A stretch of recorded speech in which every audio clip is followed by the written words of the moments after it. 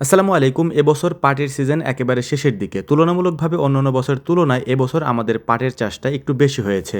আলহামদুলিল্লাহ পাটও এবার বেশ ভালোই হয়েছে। তবে এখনো পর্যন্ত আমরা কোনো পাট বাজারে বিক্রি করিনি। ইনশাআল্লাহ আগামী কয়েকদিন পরে সব পাট একসাথে আমরা বিক্রি করার চেষ্টা করব ইনশাআল্লাহ। তো আজকে আমরা একেবারে ভোরবেলা পাট উঠাতে চলে এসেছি। এখানে প্রায় ১২০০-র মতো পাট আমাদের আজকে উঠাতে হবে এবং এই পাটকে একেবারে সুন্দর করে বেছে খড়িয়ে আলাদা করে পাটগুলিকে নদী থেকে ধুয়ে নিয়ে তারপর আমাদেরকে নিয়ে আসতে হবে বাড়িতে। আমাদের এদিকে তুলনামূলকভাবে পাট চাষ একটু বেশি হয়, যে কারণে পাটের জাগগুলি পানিতে দেওয়া থাকে এবং পানি যেহেতু কম হয় এ কারণে এই পানিগুলি পচে যায়। পচা পানিতে চুলকানিও হয়। এই চুলকানি থেকে বাঁচতে আমরা সরিষার তেল এবং লবণ ব্যবহার করে থাকি, অর্থাৎ সরিষার তেল এবং লবণ একসাথে মিক্স করে ওটাকে পায়ে আমরা ডলে নেই যাতে চুলকানিটা কম হয়।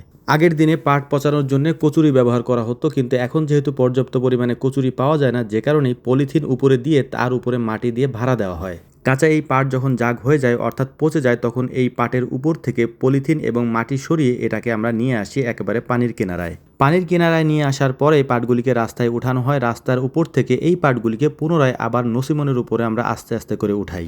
আস্তে আস্তে উঠানোর কারণ হচ্ছে এই পাটগুলিকে যদি জোর করে উঠানো হয় অথবা এগুলি যদি বেমরে পড়ে তাহলে ভেঙে যাওয়ার সম্ভাবনা আছে। এ কারণে খুব আস্তে করে এটাকে নসিমনের উপর সাজিয়ে আমরা নিয়ে যাই অন্য একটা জায়গায় যেখানে এই পাটগুলিকে বাঁচা হয়। তো যাই হোক, মোটামুটি আমাদের সাজানো কমপ্লিট। এক নসিমন, আজকে আমাদের ৩-৪টা নসিমন এভাবে যাবে। তো প্রথম নসিমনটা আমরা সাজিয়ে পাঠিয়ে দিলাম ওখানে যেখানে এই পাটগুলিকে বাছা হবে, অর্থাৎ আমাদের এখানে তো বাছা হয় না, যেখানে বাছা হয় তারা মূলত ওই খড়িটা রেখে দেয়, পাটটা আমাদেরকে দিয়ে দেয়। এটা আপনারা আমাদের আগের কয়েকটা ভিডিওতেও দেখেছেন।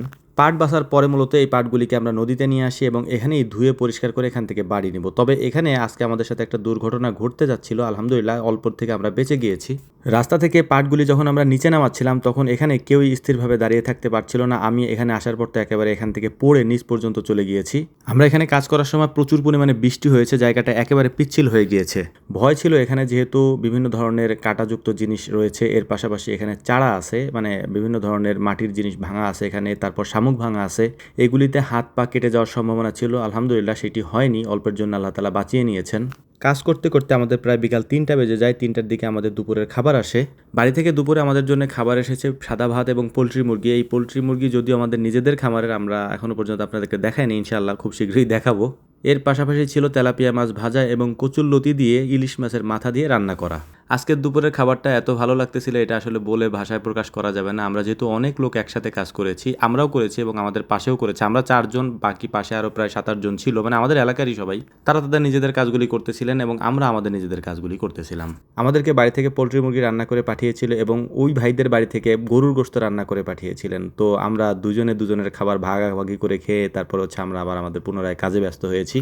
আমি যেহেতু এখান থেকে নামার সময় একবার চিৎপটাং হয়ে পড়েছি, তাই দ্বিতীয়বার আমি নামিনি, ওদেরকে দাঁড়িয়ে দাঁড়িয়ে ওখান থেকে উঠাচ্ছিলাম এবং আমাদের পাটগুলিকে, আমরা গৈচা বলি এটাকে, এই গৈচাগুলিকে আমাদের নসিমনের মধ্যে সাজাচ্ছিলাম। সাজানো হয়ে গিয়েছে তাই আমি চলে যাচ্ছিলাম এই পাটগুলি নিয়ে বাড়ির দিকে, কারণ এগুলিকে রোদ্রে দিতে হবে এবং বাকি যে পাটগুলি আছে ওইগুলো ওরা ধুয়ে তারপর বাড়ির দিকে নিয়ে আসবে। তো যাই হোক, আমাদের জন্য দোয়া করবেন, আল্লাহ তাআলা যেন আমাদের ব্যবসা, আমাদের কৃষিতে বারাকা দান করেন। আসসালামু আলাইকুম ওয়া রাহমাতুল্লাহ।